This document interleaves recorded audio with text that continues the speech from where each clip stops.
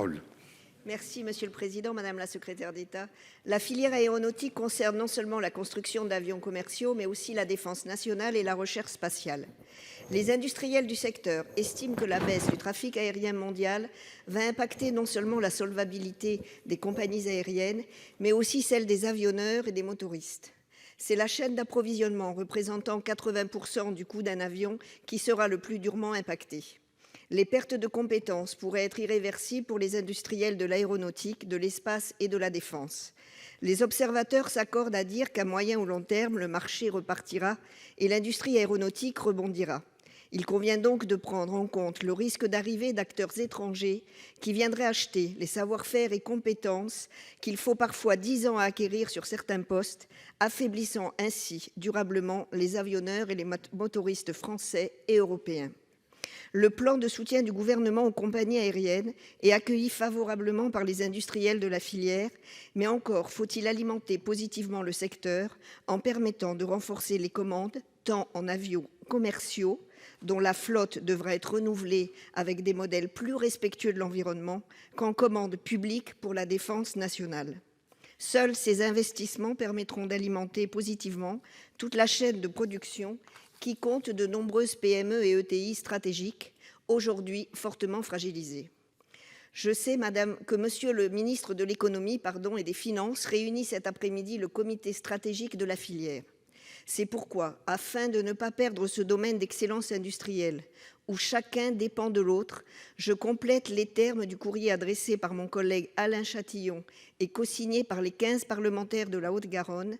Madame la secrétaire d'État, ne serait-il pas important, dans cette phase intermédiaire, que la France soutienne le lancement de nouveaux programmes ambitieux au niveau européen, soutenus par des avances remboursables? Je vous remercie. Pour vous répondre, la parole est à la secrétaire d'État auprès du ministre de l'économie et des finances, Madame Pannier-Runacher. Merci beaucoup, Monsieur le Président, Mesdames et Messieurs les sénateurs, Madame la sénatrice Laborde. Je vous rejoins totalement dans l'analyse que vous faites de l'état du secteur de l'aéronautique qui est très fortement impacté par cette crise du Covid. 300 000 emplois, 1200 entreprises d'exception. Nous sommes le seul pays, avec les États-Unis, qui a la capacité technologique à construire un avion de A à Z et nous tenons à conforter cette capacité.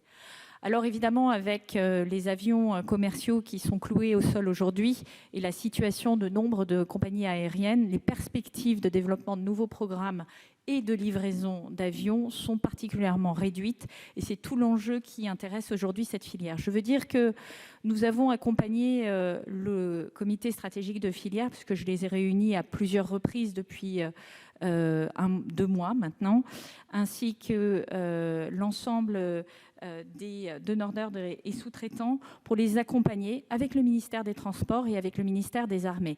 3 actions. La première action, s'assurer qu'ils avaient bien enclenché les mesures d'urgence, notamment le chômage partiel, qui est la première réponse pour conserver les compétences extraordinaires dont nous disposons dans l'aviation. Et vous avez raison de dire qu'il faut parfois 10 ans pour former ces compétences.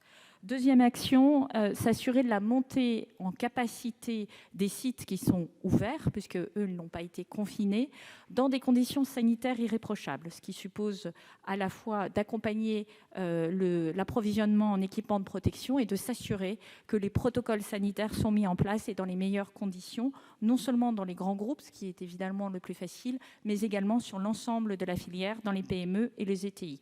La troisième action que nous livrons, c'est ce plan de soutien qui a été annoncé par Bruno Le Maire lundi et qui nous conduit à réunir cet après-midi le GIFAS, en l'occurrence, et ensuite le comité stratégique de filière, pour faire le point sur la situation et poser des solutions et un plan de soutien.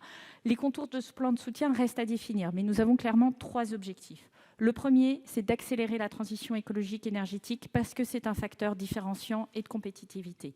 Le deuxième, c'est cette attention aux sous-traitants et donneurs d'ordre dans ces relations et l'idée de mettre en place un accompagnement des sous-traitants critiques, notamment qui pourraient faire l'objet de prédation depuis l'étranger. Enfin, le troisième objectif, c'est de déployer massivement l'usine du futur pour améliorer nos capacités de compétitivité. Si vous voulez conclure.